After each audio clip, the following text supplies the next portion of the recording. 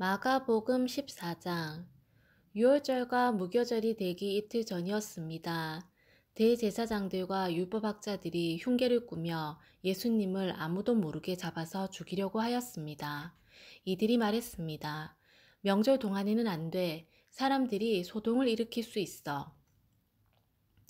예수님께서 베다니 마을에 있는 문둥병에 걸렸던 시몬의 집에서 음식을 드시고 계셨습니다. 한 여자가 매우 비싼 나드 향유 한 병을 가지고 왔습니다. 그리고 병을 열어 향유를 예수님의 머리에 부었습니다. 그러자 몇몇 사람이 화를 내면서 서로 말했습니다. 어째서 향유를 낭비하는 거지? 이 향유는 300데나리온에 팔 수 있고 그 돈으로 가난한 사람들을 도울 수도 있었을 텐데. 그리고 여자를 호되게 나무랐습니다. 예수님께서 말씀하셨습니다. 가만두어라. 어째서 여자를 괴롭히느냐? 그는 내게 좋은 일을 했다. 가난한 사람들은 항상 너희와 함께 있으므로 원하면 언제든지 좋은 일을 할 수 있다. 그러나 나는 항상 너희와 함께 있는 것이 아니다. 여자는 자기가 할 수 있는 일을 했다. 죽기 전에 내 장례를 위해 내 몸에 향유를 부어준 것이다. 내가 너희에게 진정으로 말한다. 복음이 온 세상에 전해질 때 이 여인이 한 일도 알려져서 사람들이 기억하게 될 것이다. 12제자 가운데 한 사람인 가룟 유다가 예수님을 넘겨주려고 대제사장들에게 갔습니다. 대제사장들은 이 말을 듣고 기뻐했습니다. 그리고 유다에게 돈을 주기로 약속했습니다. 그래서 유다는 예수님을 넘겨줄 좋은 기회를 엿보기 시작했습니다. 무교절의 첫 번째 날, 즉 유월절 양을 잡는 날에 제자들이 예수님께 여쭈었습니다. 유월절 음식을 어디에 가서 준비할까요? 예수님께서 제자들 가운데서 2명을 보내시면서 말씀하셨습니다. 성으로 들어가거라. 물병을 든 사람을 만나면 그를 따라가거라. 그가 들어가는 집의 주인에게 선생님께서 제자들과 함께 유월절 음식을 먹을 수 있는 방이 어디냐고 물으십니다. 라고 하여라. 그러면 집주인이 너희에게 준비된 커다란 다락방을 보여줄 것이다. 그곳에서 음식을 준비하여라.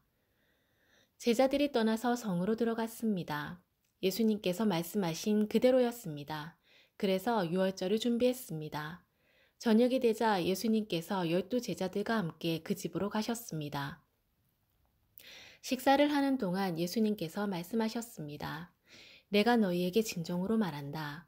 나와 함께 음식을 먹고 있는 너희 가운데 한 사람이 나를 배반할 것이다. 제자들이 근심하면서 한 사람씩 예수님께 말했습니다. 설마 제가 그 사람입니까? 예수님께서 대답하셨습니다. 12제자 가운데 한 사람이며 나와 함께 그릇에 손을 넣는 사람이다. 인자는 성경에 기록된 대로 죽지만 인자를 넘겨주는 사람에게는 화가 있다. 그 사람은 차라리 태어나지 않았더라면 자신에게 더 좋았을 것이다. 식사를 하는 동안 예수님께서는 빵을 들고 감사 기도를 드리셨습니다. 그리고 떼어서 제자들에게 주시며 말씀하셨습니다. 받아라. 이것은 나의 몸이다. 또 잔을 들고 감사 기도를 드리셨습니다. 그리고 제자들에게 잔을 주어 제자들이 마셨습니다. 예수님께서 말씀하셨습니다. 이것은 많은 사람을 위해 쏟는 나의 피, 곧 언약의 피다. 내가 진정으로 너희에게 말한다. 내가 하나님 나라에서 새 것으로 마실 그날이 올 때까지는 결코 다시 포도나무에서 난 것을 마시지 않을 것이다. 예수님과 제자들은 찬송을 부른 뒤 올리브산으로 올라갔습니다. 예수님께서 제자들에게 말씀하셨습니다. 너희는 모두 나를 버릴 것이다. 성경에 이렇게 쓰여 있다. 내가 목자를 치리니 양들은 흩어질 것이다. 그러나 내가 살아난 후 너희보다 먼저 갈릴리로 갈 것이다. 베드로가 말했습니다. 모두가 버릴지라도 저는 그렇지 않을 것입니다. 예수님께서 대답하셨습니다. 내가 너에게 진정으로 말한다. 오늘 밤 닭이 2번 울기 전에 내가 나를 모른다고 3번 말할 것이다. 베드로는 강조하며 말했습니다. 주님과 함께 죽을지언정 결코 모른다고 하지 않을 것입니다. 다른 모든 제자들도 같은 말을 했습니다. 예수님과 제자들이 겟세마네라고 하는 곳으로 갔습니다. 예수님께서 제자들에게 말씀하셨습니다. 내가 기도하는 동안에 여기 앉아 있어라. 예수님께서는 베드로와 야고보 그리고 요한을 데리고 가셨습니다. 예수님께서는 매우 근심하며 괴로워하셨습니다. 예수님께서 말씀하셨습니다. 내 영혼이 심히 괴로워 죽을 지경이다. 여기서 머무르면서 깨어 있어라. 예수님께서 조금 더 가셔서 땅에 엎드리셨습니다. 그리고 할 수만 있다면 그때가 지나가 버리기를 기도하셨습니다. 예수님께서 기도하셨습니다. 아바 아버지, 아버지께서는 모든 것을 하실 수 있으시니 이 잔을 없애주십시오. 그러나 제 뜻대로 하지 마시고 아버지의 뜻대로 하십시오. 예수님께서 제자들에게 오셔서 자고 있는 것을 보시고 베드로에게 말씀하셨습니다. 시몬아, 자고 있느냐? 나와 함께 1시간도 깨어 있을 수 없더냐? 시험에 들지 않도록 깨어서 기도하여라. 영은 원하지만 몸이 연약하구나. 다시 예수님께서 제자들을 떠나서 같은 말씀으로 기도하셨습니다. 그리고 다시 제자들에게 오셔서 자고 있는 모습을 보셨습니다. 그것은 제자들이 너무 졸렸기 때문입니다. 제자들은 예수님께 무슨 말을 해야 할지 몰랐습니다. 세 번째 예수님께서 오셔서 말씀하셨습니다. 아직도 자고 있느냐? 아직도 쉬고 있느냐? 그만하면 됐다. 이제 시간이 되었다. 보아라, 인자가 죄인들의 손에 넘겨진다. 일어나자, 가자, 보아라. 나를 넘겨줄 사람이 가까이에 와 있다. 예수님께서 아직 말씀하고 계실 때 12제자 가운데 한 사람인 유다가 다가왔습니다. 대제사장들과 율법학자들과 장로들이 보낸 많은 무리들이 칼과 몽둥이를 들고 유다와 함께 왔습니다. 예수님을 넘겨주는 자가 사람들과 신호를 정했습니다. 내가 입맞추는 사람이 바로 그 사람이니 체포하여 데리고 가시오. 유다가 예수님께 와서 선생님이라고 말하면서 입을 맞추었습니다. 그러자 그들이 예수님에게 손을 대어 체포했습니다. 그러나 곁에 있던 사람 가운데 한 명이 칼을 뽑아 대제사장의 종을 내리쳐 귀를 잘랐습니다. 예수님께서 말씀하셨습니다. 마치 강도를 잡는 것처럼 나를 잡으려고 칼과 몽둥이를 가지고 왔느냐. 내가 매일 성전에서 너희들과 함께 있으면서 가르칠 때에는 너희가 나를 잡지 않았다. 그러나 일어난 이 모든 것은 성경을 이루려고 일어난 것이다. 예수님의 제자들이 모두 예수님을 떠나 도망갔습니다. 어떤 젊은 사람이 맨몸에 혼니부를 걸친 채 예수님을 따라가고 있었습니다. 사람들이 그를 잡았습니다. 그러자 혼니부를 벗어던진 채 벌거벗고 도망쳤습니다. 사람들은 예수님을 대제사장에게로 데리고 갔습니다. 그러자 대제사장들과 장로들 그리고 율법학자들이 모두 모여들었습니다. 베드로가 멀찍이 예수님을 따라와서 대제사장의 공간 마당으로 들어갔습니다.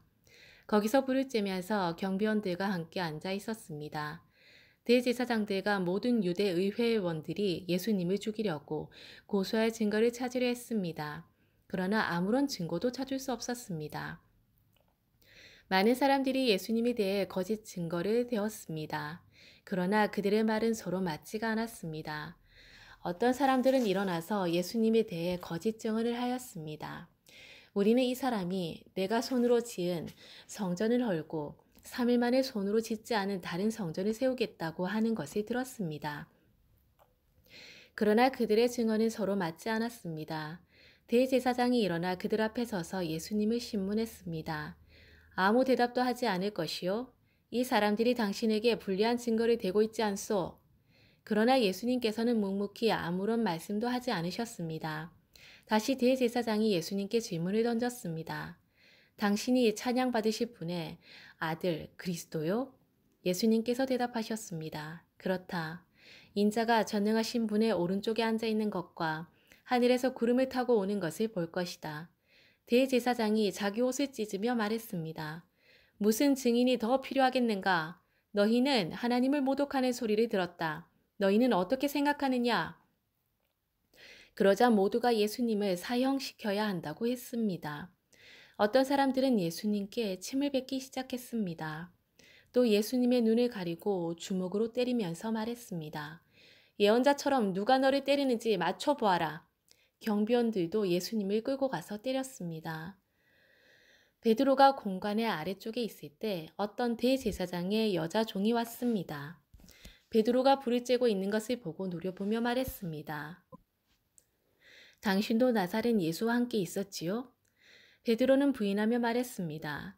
내가 무엇을 두고 말하는지 모르겠다. 그리고 베드로는 입구 쪽으로 옮겨갔습니다. 그때 닭이 울었습니다.